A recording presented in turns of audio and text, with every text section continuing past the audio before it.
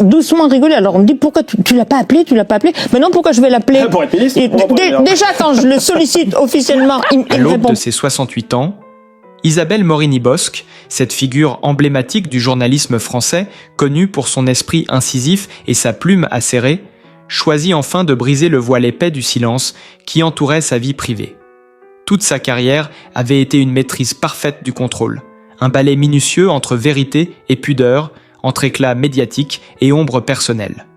Pourtant, c'est dans l'intimité qu'elle dévoile aujourd'hui ce secret longtemps enfoui, cette décision inattendue, presque irréelle, de s'unir à son compagnon dans une union discrète mais pleine de sens, défiant les normes et les attentes imposées à une femme de son âge et de sa stature. Isabelle n'est pas seulement cette voix familière que l'on écoute à la radio ou ces mots tranchants sur papier. Elle est aussi une femme blessée, façonnée par les épreuves et les silences imposés par la vie. Une nuit, il y a quelques années, alors que tout semblait figé dans une routine pesante et presque glaciale, un événement soudain, presque irréel, s'imposa dans son existence. Un moment où l'inattendu bouleversa ses certitudes.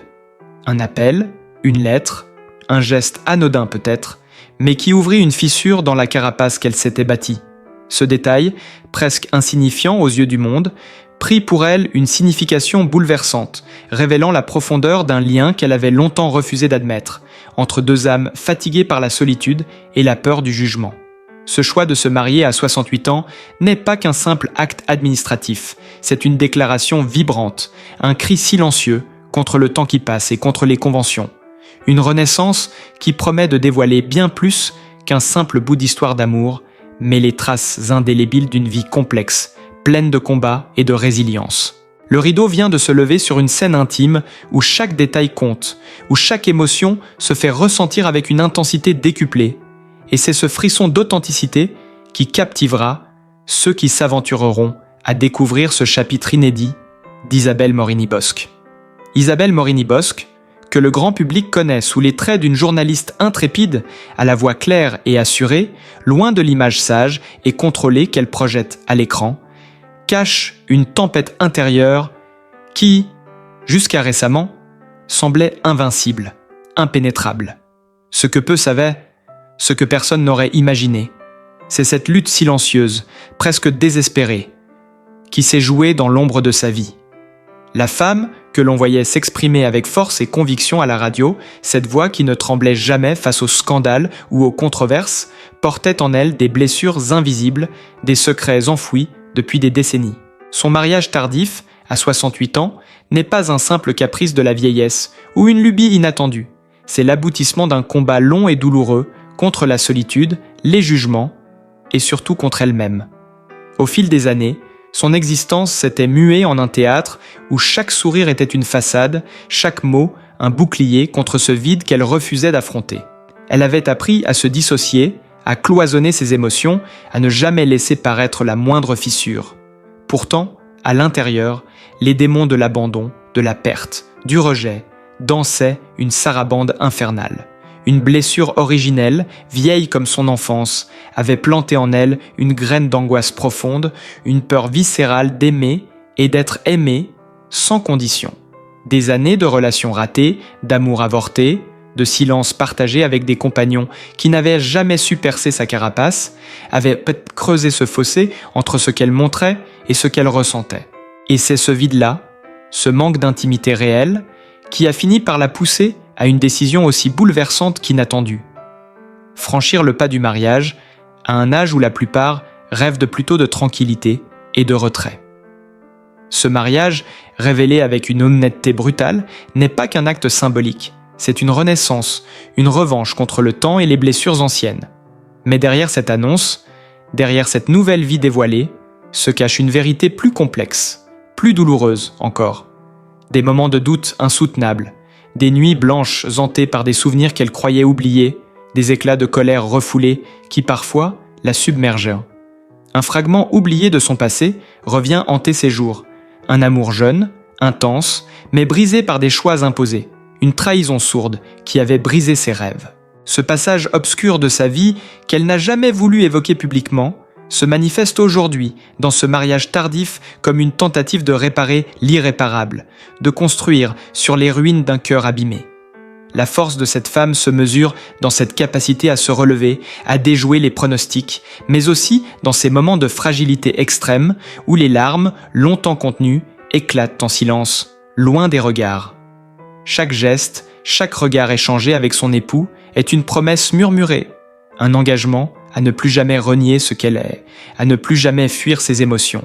Cette histoire, plus qu'un simple récit de mariage, est une plongée au cœur d'une âme tourmentée, une leçon sur la résilience, la peur, la passion et la vérité nue de ce que signifie aimer à nouveau quand tout semble perdu. Isabelle Morini-Bosc n'est plus seulement la journaliste, la femme publique. Elle est une femme qui, contre vents et marées, a choisi de vivre pleinement, de révéler ses blessures pour mieux se reconstruire, un acte de courage rare qui bouleverse ceux qui l'écoutent et ceux qui, comme elle, savent que le temps ne guérit pas toujours, mais que parfois, il offre une seconde chance. Le récit de cette union tardive est tissé de ces instants volés, de regards furtifs, de silences lourds, de promesses murmurées à l'abri des jugements. On sent dans chaque mot, dans chaque souffle, l'ampleur d'un parcours semé d'embûches, la fragilité d'une renaissance portée par une détermination farouche. Ce mariage n'est pas une fin, mais un commencement. La trace indélébile d'une femme qui refuse de se taire encore, qui ose enfin dire qu'il est possible de réinventer sa vie quand on croit que tout est terminé. Isabelle venait de refermer la porte derrière elle, le souffle court, le cœur battant d'une intensité qu'elle croyait oublier. Elle tenait dans sa main un petit coffret qu'elle n'avait jamais osé ouvrir jusqu'à ce jour. Ce coffret, lourd de souvenirs, de lettres jaunies, d'objets insignifiants aux yeux du monde, mais d'une valeur inestimable pour elle, portait le poids de décennies de secrets enfouis, de choix déchirants qu'elle avait cachés sous une façade impassible.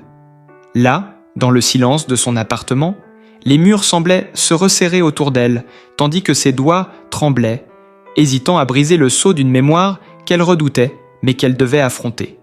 Chaque éclat de lumière qui traversait les rideaux épais projetait des ombres dansantes sur le parquet, comme autant de fantômes du passé qui la guettaient, prêts à s'emparer de ses pensées les plus intimes.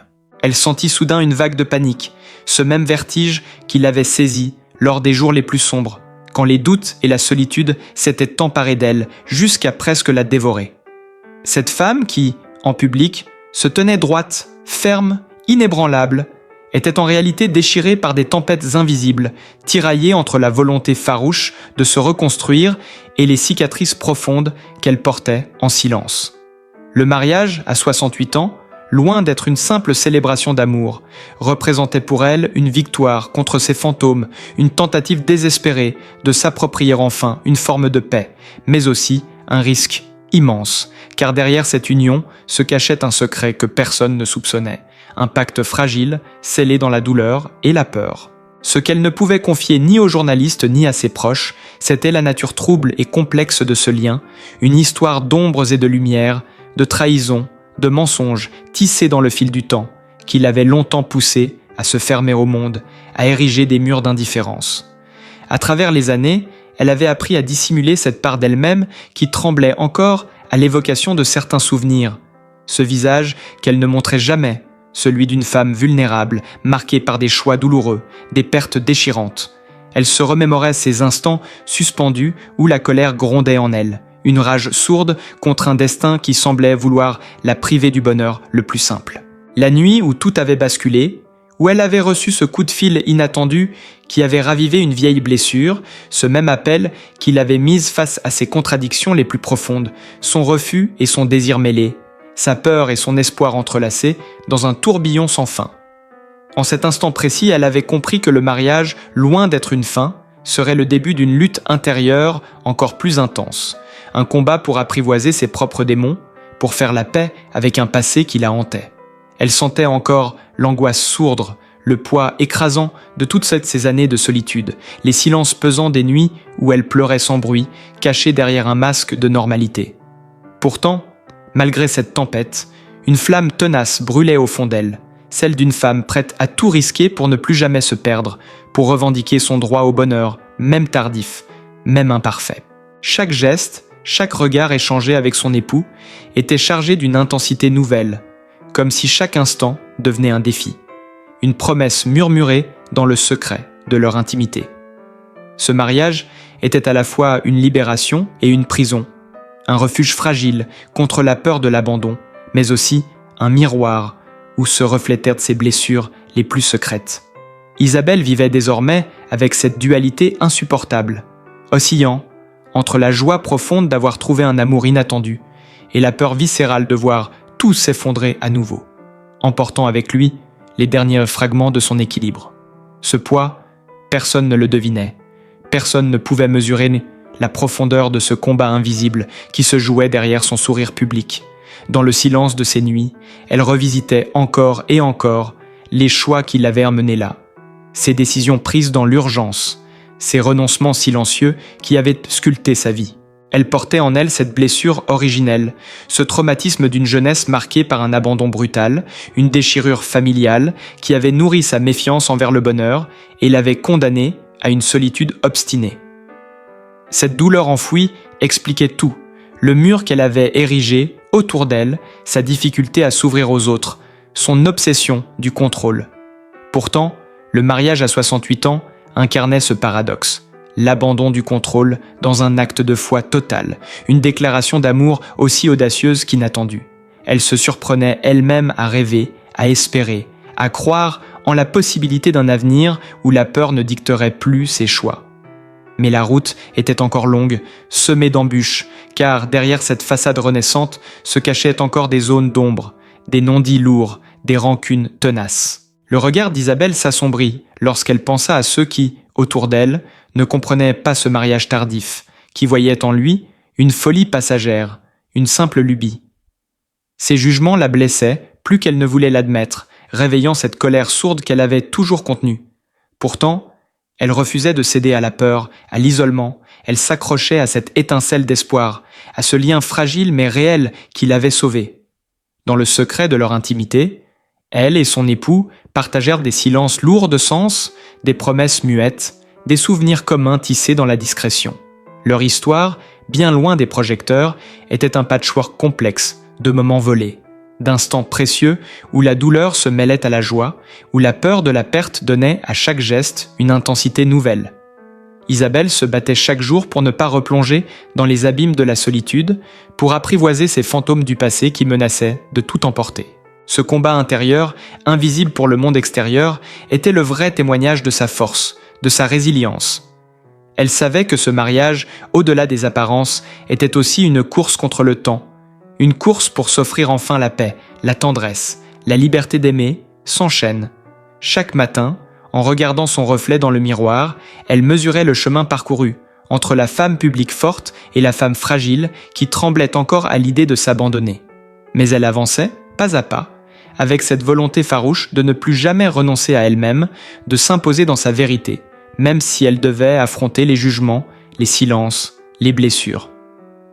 La voix ferme qu'elle avait toujours eue en public trahissait désormais une émotion sincère, celle d'une femme qui, enfin, osait dire qu'elle avait choisi de se battre pour son bonheur, peu importe l'âge, peu importe les obstacles. Dans le fond de son cœur résonnait cette certitude. La vie ne se mesure pas en années, mais en moments vécus intensément, en choix courageux. Ce mariage tardif était son cri de liberté, sa manière de dire au monde qu'elle existait, pleinement, avec ses forces et ses failles, qu'elle refusait de disparaître dans l'ombre. L'histoire d'Isabelle Morini-Bosc ne se résumait plus à sa carrière ou à ses succès. Elle s'écrivait désormais dans la complexité d'une vie authentique, faite de combats intérieurs, d'espoirs renaissants et de vérités assumées. Cette renaissance, bien plus qu'un événement, était une leçon sur la résilience humaine, sur la capacité à aimer et à se reconstruire, même lorsque tout semble perdu. Elle savait que ce chemin serait semé d'embûches, mais elle était prête, car pour la première fois depuis longtemps, elle sentait battre en elle ce feu sacré, cette énergie capable de transcender la douleur, de transformer les blessures en force, de faire de chaque jour un nouveau départ. Isabelle sentait cette flamme vaciller, mais jamais s'éteindre. Elle avançait comme sur un fil, entre passé et présent, entre peur et espoir. Chaque pas résonnait comme une déclaration silencieuse à elle-même. Ce mariage n'était pas seulement un acte d'amour, mais une bataille contre le temps, contre les ombres qu'elle traînait depuis si longtemps. Une quête pour réconcilier cette femme publique, forte avec la femme blessée qu'elle avait cachée. Elle revoyait encore ces instants où la solitude lui avait dérobé le souffle, où l'angoisse de finir seule lui serrait la gorge avec une violence insoupçonnée. Pourtant, aujourd'hui, face à cet homme qui avait su déchirer ses murailles, elle goûtait une douceur nouvelle, fragile mais précieuse, un équilibre précaire entre confiance et crainte. Dans ses yeux se mêlaient la détermination et la vulnérabilité, ce mélange explosif qui faisait d'elle une femme à la fois brisée et invincible, prête à défier tous les pronostics. Les souvenirs remontaient, éclats douloureux de relations passées, de choix irrévocables, de silences imposés, tout ce qui avait forgé son armure et nourri sa solitude. Ce coffret fermé maintenant était devenu le symbole de cette vie à double face, un rappel de ce qu'elle avait fui, mais aussi de ce qu'elle pouvait enfin embrasser. Le mariage tardif n'était pas un aboutissement, mais le commencement d'un combat plus grand, celui d'accepter sa propre histoire, d'ouvrir la porte à une intimité longtemps refusée. Elle savait que la route serait encore longue, parsemée d'embûches invisibles, mais pour la première fois, elle sentait cette force intérieure grandir, prête à surmonter la peur, la honte, les jugements. Chaque geste, chaque regard échangé avec son époux était un pas vers cette réconciliation avec elle-même, une promesse silencieuse de ne plus jamais se taire ni se cacher. Isabelle était devenue l'architecte fragile mais déterminée de sa renaissance. Une femme qui refusait de se laisser enfermer par son passé, qui choisissait de vivre pleinement, coûte que coûte. Malgré les tempêtes intérieures, Isabelle savait que ce mariage tardif était son ultime acte de liberté, un défi lancé au destin et aux conventions. Chaque matin, elle puisait dans ce lien fragile la force de se réinventer, de tendre la main à cette part d'elle-même qu'elle avait longtemps rejetée. Loin des projecteurs, dans la douceur de son foyer, elle apprenait à accueillir ses blessures avec bienveillance, à dénouer peu à peu les nœuds d'un passé lourd. Son époux, patient et discret, était devenu ce refuge inattendu, celui qui lui rappelait que l'amour n'a pas d'âge ni de règles. Ensemble, ils construisaient un présent teinté d'espoir, un cocon où la peur laissait place à la confiance. Ce nouveau chapitre n'était pas qu'une renaissance personnelle, mais une invitation à tous ceux qui doutent à croire en la résilience du cœur. Isabelle Morini-Bosc prouvait qu'au-delà des apparences, derrière la voix publique, existe une femme prête à embrasser sa vérité, à s'affranchir des chaînes du passé pour mieux s'épanouir. Cette histoire, fragile et puissante, portait la promesse d'une vie où chaque instant comptait, chaque émotion était une victoire. Le mariage à 68 ans devenait alors un symbole lumineux, celui d'une femme qui ose, malgré tout, rêver encore. Isabelle savait que cette nouvelle vie ne serait pas un conte de fées, mais une aventure pleine de défis et de révélations, chaque jour une victoire sur ses peurs, un pas de plus vers la paix intérieure. Ce mariage tardif était bien plus qu'un simple engagement, c'était l'expression vibrante d'une femme qui ose enfin s'affirmer, se libérer des chaînes du passé et embrasser pleinement son bonheur malgré les tempêtes qui restent à venir. Cette renaissance inattendue promet de bouleverser tout ce que nous pensions connaître d'elle et invite chacun à regarder au-delà des apparences pour découvrir la force incroyable cachée dans les silences les plus profonds.